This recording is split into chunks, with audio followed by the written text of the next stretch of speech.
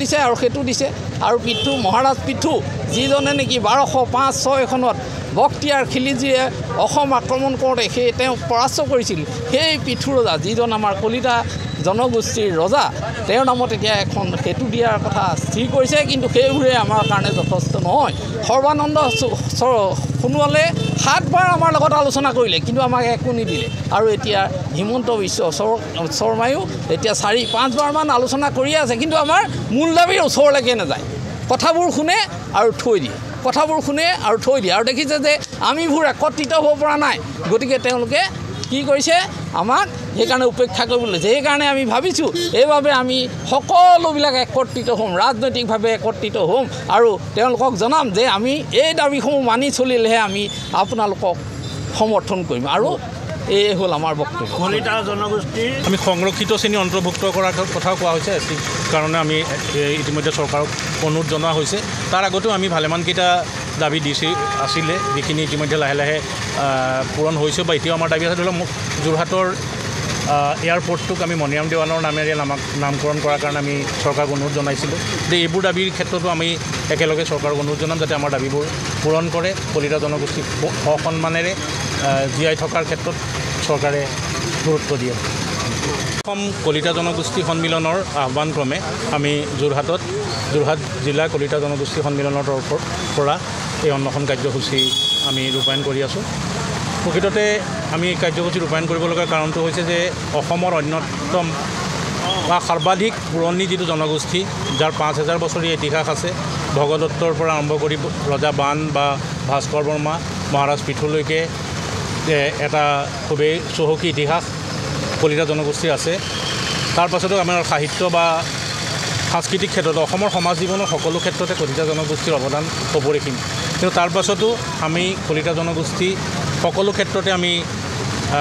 যি ধৰণে সা সুবিধা পাব লাগিছিল তাৰ পৰা আমাক আঁতৰত ৰখা হৈছে ধৰি লওক মাটিৰ বিশেষকৈ যিবোৰ অঞ্চলত স্বায়ত্তশাসিত পৰিষদ গঠন হৈছে সেই অঞ্চলবোৰত কলিতাসকলৰ কাৰণে মাটি অধিকাৰ নাইকিয়া হৈ গৈছে তাৰ বিপৰীতে জেনেৰেল কেটেগৰীত থকাৰ কাৰণে জেনেৰেল ক্লাছত হোৱাৰ কাৰণে তেওঁলোকৰ কাৰণে চাকৰি বাকৰি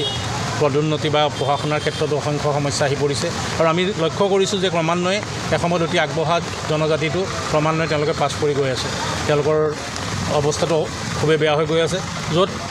70 লাখৰ ওপৰত কলিতা জনগোষ্ঠীৰ লোক অসমত আছে অসমৰ সৰ্বাধিক বৃহৎ জনগোষ্ঠী কলিতা জনগোষ্ঠী কিন্তু কলিতা জনগোষ্ঠীৰ প্ৰতি চৰকাৰে মনোযোগ নিদিয়াটো আমাৰ কাৰণে এক প্ৰকাৰ উদ্বেগজনক হৈ গৈছে নতুন প্ৰজন্মৰ কাৰণে এটা ভয়াৱহ ভৱিষ্যত আমি দেখা পাইছোঁ আমি বিচাৰিছোঁ যে বিশেষকৈ মাটিৰ ক্ষেত্ৰত যিটো আমাৰ সুৰক্ষাৰ কথা আহি যায় আপোনাৰ কি কয় ভূমি সুৰক্ষা কলিতা জনগোষ্ঠীয়ে যাতে যিকোনো ঠাইত মাটি কিনা বেকা কৰাৰ ক্ষেত্ৰত তেওঁলোকৰ বাধা নাথাকে আপোনালোকে জানে চাগে শেহতীয়াকৈ এটা মানে আইন এখন আহিবলৈ লৈছিলে ইতিমধ্যে সদনলৈ আহিছে নে মই নাজানো বাৰু এই বিষয়ে কিন্তু আইনখন সম্পৰ্কত কৈছে যে ভূমিৰ ক্ষেত্ৰত কিছুমান অঞ্চলত ভূমি বিক্ৰী কৰিলে 51 চনৰ পাছৰ পৰা তেওঁলোকৰ সেই অঞ্চলত বসবাসৰ প্ৰমাণপত্ৰ দিব লাগিব খুবেই ভাল কথা কাৰণ যিকোনো মানুহে সেই অসমত ভূমি ক্ৰয় কৰিব নোৱাৰে কিন্তু কেইটামান জনগোষ্ঠীক ৰেহাই দিয়া হৈছে 51 চনৰ ভূমি পৰা তেওঁলোকে মাটি মানে ইয়াত থকাৰ কোনো প্ৰমাণ দিব নালাগে সেই জনগোষ্ঠীকেইটাৰ ভিতৰত 6 জনগোষ্ঠী আছে SC আছে ST আছে কিন্তু কলিতাসকল নাই যিসকল কলিতা অসমৰ আদিম জনগোষ্ঠী সকলোতকৈ পুৰণা জনগোষ্ঠী সেই কলিতাসকলৰ কাৰণে এইটো এক প্ৰকাৰ সমস্যাতকৈ এক প্ৰকাৰ অপমানজনক কথা এটা যে মাটিৰ অধিকাৰৰ পৰা আমাক বঞ্চিত কৰিছে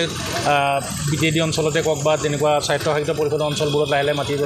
অধিকাৰৰ পৰা কলিতাসকল বঞ্চিত হৈ আহিছে গতিকে আমাৰ প্ৰথম দাবী সেইটো আছিলে দ্বিতীয়তে আমি 18% চাকৰি বাকৰি বা পঢ়া শুনাৰ ক্ষেত্ৰত আমি এটা ডিমাণ্ড কৰিছোঁ যে আমাৰ সংৰক্ষণ বিচাৰিছোঁ আৰু তৃতীয়তে মই সেইকেইটা দাবীকেইটাৰ এটা অৱস্থান দিছোঁ মই এক প্ৰকাৰ আপোনালোকক মোৰ নাম শ্ৰী বৈকুণ্ঠ বৰদলৈ আৰু মই যোৰহাট জিলা কলিতা জনগোষ্ঠী সন্মিলনৰ সাধাৰণ সম্পাদক আৰু এখেত হ'ল আমাৰ সদৌ অসমৰ উপসভাপতি আমাৰ সন্মানীয় উপসভাপতি দিগন্ত দত্ত আৰু আমাৰ ইয়াত সভাপতিও আছে সাংগঠনিক সম্পাদকো আছে আমাৰ মূল দাবী হ'ল কি যে আমাৰ উপসভাপতিয়ে কোৱাৰ দৰে সংৰক্ষণৰ অধিকাৰ আৰু তাৰপিছত মূল দাবীটো হ'ল কি আমাক এতিয়া সবাতকৈ প্ৰয়োজন সেইটো হৈছে কি শিক্ষাৰ অধিকাৰ আমাক সকলোকে শিক্ষাৰ অধিকাৰ লাগে এতিয়া আমি দেখিবলৈ পাইছোঁ যে আমাৰ ল'ৰা ছোৱালীবিলাকে ক'তোৱে পঢ়িবলৈ ছিট এটা নাপায় 90%ৰ ওপৰত হ'লে কোনেও ছিট এটা ক'তোৱেই নাপায় তাৰোপৰি কি হৈছে আমাৰ ভূমিৰ অধিকাৰ এনেকুৱা হৈছে যে বড়োলেণ্ডত এতিয়া 100 বছৰৰ ওপৰত থকা আমাৰ কলিতা জনগোষ্ঠীৰ মানুহবিলাকক কি কৰা হৈছে তেওঁলোকক মাটিৰ ৰেজিষ্ট্ৰেশ্যন কৰিবলৈ দিয়া নাই তেওঁলোকক মাটিৰ লেনদেন কৰিবলৈ দিয়া নাই মুঠতে ভূমিৰ অধিকাৰ দিয়া নাই তাৰোপৰি সবতকৈ এতিয়া ডাঙৰ কথাটো হৈ পৰিছে কি আমাৰ যিটো কলিতা জনগোষ্ঠী এই জনগোষ্ঠীটো 70 লাখৰ ওপৰত এতিয়া প্ৰায় 1 কোটিৰ ওচৰে হ'বগৈ ইয়াৰ কাৰণে কোনো আৱেষ্টনী জনজাতীয় আৱেষ্টনীৰ দৰে আৱেষ্টনীৰ সৃষ্টি কৰা নাই আৰু তাৰ পৰিৱৰ্তে বৰ্তমানৰ চৰকাৰে কি কৈছে 600 জনজাতীয় আৱেষ্টনী সৰুকৈ গঠন কৰাৰ কৰিছে আৰু তাত কি আছে তেওঁলোকৰ ভূমিৰ অধিকাৰ আছে ৰাজনৈতিক অধিকাৰ আছে আৰু অৰ্থনৈতিক অধিকাৰ আছে অৰ্থাৎ তেওঁলোক সম্পূৰ্ণৰূপে সুৰক্ষিত সেইকাৰণে আমাৰ কলিতা জনগোষ্ঠী সন্মিলনৰ পৰা আমি 5750টা আমি জনগোষ্ঠী আমাৰ কাৰণে জনজাতীয় আৱেষ্টনী আমি বিচাৰিছোঁ আৰু আমাক জনজাতীয় সংৰক্ষণটো আমাক লাগে আৰু লাগিবই ই নহ'লে আমি কেতিয়াও আমাৰ জাতিটোৰ উন্নতি হ'ব নোৱাৰে আমাৰ ভৱিষ্যত প্ৰজন্মৰ একোৱেই নাথাকিব এই যি সুৰক্ষিত কৰাটো আমাৰ সবাতকৈ প্ৰয়োজন সেইকাৰণে আমি এতিয়া কলিতাসকল কেওফালৰ পৰা আমি য'তেই যাওঁ পুৰীয়া য'ত আমি সকলোতে শাখা গঠন কৰিছোঁ আৰু সকলো মানুহ স্বতঃস্ফূৰ্তভাৱে ওলাই আহিছে সকলোৰে কথাটো হ'ল কি যে এতিয়া কলিতাসকল জাগিছে আৰু তেওঁলোকে তেওঁলোকৰ ভৱিষ্যতৰ যিসকল নাতিপুতি আছে তেওঁলোকৰ কাৰণে তেওঁলোকে কি কৰিব যে তেওঁলোকে অধিকাৰ ৰক্ষা কৰিব আৰু কি হ'ল জনগোষ্ঠীয় সন্মিলনৰ অসমৰ উদ্যোগত আপোনালোকে আজি এই অৱস্থান ধৰ্মঘট কৰিছে প্ৰতি জিলাতে কৰা হৈছে যদি চৰকাৰে ইয়াৰ পিছতো আপোনালোকে দাবী মানি নলয় তেতিয়া কি কৰিব তেতিয়াহ'লে আমি ইয়াৰ পৰৱৰ্তী পদক্ষেপলৈ যাম ইয়াতকৈ আমি আৰু এতিয়া সকলোতকৈ ডাঙৰ কথা হৈছে কি যে আমাৰ সকলো জাতি জাগি উঠিছে আমি এই সম্পৰ্কত আমাৰ সকলোবিলাক গুৱাহাটীত আমি সকলোবিলাক একত্ৰিত হৈ পৰৱৰ্তী আমাৰ কাৰ্যসূচী দিয়াই আছে কিন্তু তাৰ উপৰি আমি তাতকৈ কাৰ্যকৰী জংগী ধৰণৰ কাৰ্যসূচী ল'বলৈ বাধ্য হ'ম দৰকাৰ হ'লে আমি কি হ'ল বড়োসকলৰ দৰেই আমি জীৱনকো তুচ্ছ কৰি আমি আমাৰ জংগী আন্দোলন কৰিম যাতে আমি আমাৰ অধিকাৰ পাওঁ আমাৰ আপোনালোকে জানে বা আপোনালোক জানে নাই ক'ব নোৱাৰোঁ যে আমাৰ কলিতা জনগোষ্ঠীৰ ল'ৰাক যেতিয়া তামোলপুৰত বড়োসকলে